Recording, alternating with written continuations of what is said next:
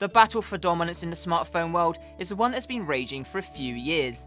And while a lot has been made of the hardware developments, what of the power struggle taking place between the likes of Apple, Android, Windows Phone and BlackBerry? Here's our rundown of the 4 top mobile platforms and how they fare in the mobile melee. Well, there's a big change in iOS 7 compared to iOS 6. In fact, it's the biggest overhaul to the operating system since its conception in 2007. And for a lot of hardcore Apple fans, they're up in arms about it. They just don't like the lurid colours, the new features, the new design. But at the end of the day, it's still the same Apple experience under the hood.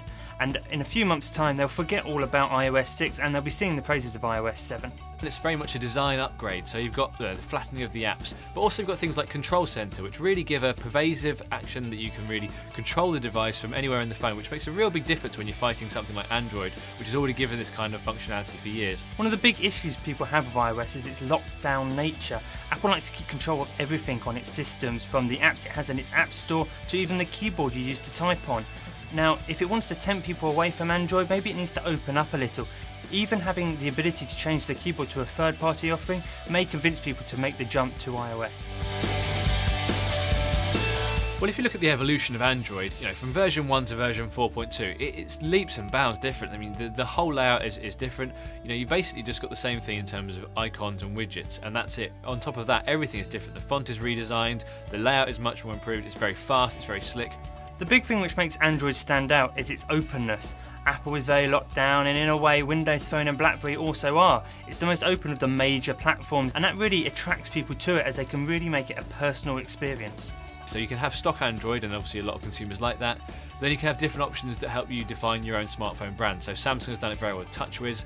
HTC Sense has gone through different iterations, has now come out looking really strong. And more smartphone manufacturers are getting in the game simply because they can put their own stamp on a very popular operating system. In terms of what's next for Android, it's not overly clear at the moment. We may see Android 4.3 or we may jump straight to Keyline Pi. If it's 4.3 next, then you don't really need to worry too much. There's only going to be minor upgrades there. But if we go to Keyline Pi, that's one to watch, as we're probably going to get a much bigger change.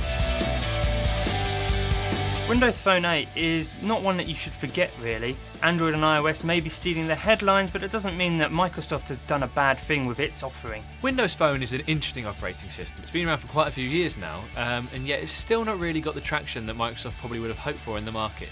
It's definitely growing, and it's definitely the third best ecosystem on the market at the moment, simply because it's actually quite decent. The live tiles are still a very good feature, having this constant updating feed of information that doesn't get too obtrusive on your day-to-day smartphone use. It's the hardware that needs to come next. The Nokia Lumia 925 was a great iteration, but didn't take things much further on from the Nokia Lumia 920 we saw in September last year. So really, we need to see phones that compete with the Galaxy S4s, the HTC Ones. We want to see full HD screens, we want to see quad-core processors. Do consumers need them? Not really, but they want them. Marketing materials have told them this is the great thing you should have.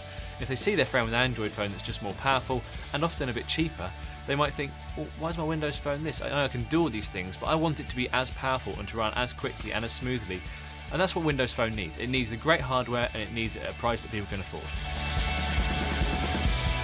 BlackBerry's an interesting one. BlackBerry 10 was launched earlier this year after many people had written off the company altogether, and it's hoping it can revive its fortune with its new operating system. The BlackBerry 10 OS isn't without its own standout features. Obviously, Peak is quite exciting, the fact that you can always get back to your messaging centre from anywhere within the phone, and there are a lot of people that really like that. You've also got the work-life balance section, which means that you can actually bring a decent device to your work and say, look, I want to use this day to day, and some firms wouldn't allow that with an Android and iOS device. That can be possible with the BlackBerry 10. Those are two really good aspects of it, but they're not enough to say, you know what, I'm going to buy a BlackBerry over all the other phones that are on the market. That's not to say it's a bad platform. It's got a bit of a way to go, but there's solid foundations there. The question is, will people choose it over the other offerings on the market?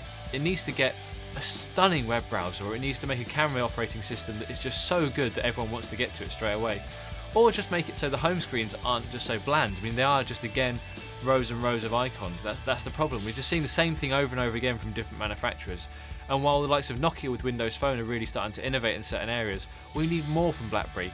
And while it's not in trouble yet, it's definitely getting close to intensive care if it doesn't start selling soon.